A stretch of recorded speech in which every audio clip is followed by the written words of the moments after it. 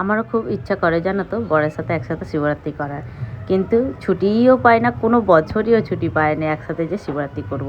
যাই হোক, তারপরে একা একা বন্ধুদের সাথে চলে এসেছি শিবরাত্রিতে পুজো দিতে। লাইনে তো দাঁড়িয়েই আছি, কখন থেকে দাঁড়িয়েই আছি। তারপরে এই যে সখীগুলোকে দেখাচ্ছিলাম তোমাদেরকে একটু, দেখো এগুলো হচ্ছে আমাদের সখী। হ্যাঁ, যাই হোক, তারপরে হচ্ছে মন্দিরের ভেতরে ঢুকেছি, কিন্তু আরও সবাই পুজো করছে, ওদের হয়ে গেলে এরপর আমরা পুজো দেবো। থালা ধরে দাঁড়িয়ে আছি কখন থেকে, হাতটা না ব্যথাই হয়ে গেছে। তারপর শেষমেশ পুজো দেওয়া কমপ্লিট হয়েছে। এবার ধূপটা দিয়ে বাড়ি যাব, বাড়ি গিয়ে বাবুকে নিয়ে আসবো একটু মন্দিরে, কারণ এখন নিয়ে আসিনি, কারণ হচ্ছে ও তো পুজো দিতে দেবে না, তাই আর কি। দেখো বাবু কত খুশি এসে বাইরে, মানে বাইরে বলতে কি মন্দিরের কাছে এত লাইট জ্বলছে তো খুব খুশি হয়েছে। তারপর ওকে একটু মন্দিরের কাছে নিয়ে এলাম ঠাকুরের নমস্কার করবে বলে।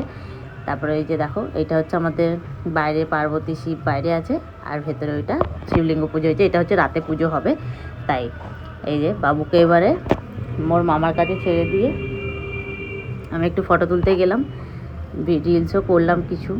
তারপরে এই যে বাবুকে একটু মন্দিরের ভেতর নিয়ে এসেছি। তারপরে দেখছি মন্দিরটা না পরিষ্কার করছিল, কারণ সবাই পুজো দিয়ে পুরো মানে ভর্তি হয়ে গেছিলো শিবলিঙ্গটা, তাই আর কি জল দিয়ে পরিষ্কার করছিল। তারপরে এবারে ওকে বাড়ি নিয়ে চলে যাব, তাই ওকে একটু টিপ দিয়ে নিলাম। টিপ দিয়ে এবার বাড়ি নিয়ে চলে যাবো, কারণ এখন ঠান্ডাটা না অনেক পড়বে, এখন তো নেই অতটা।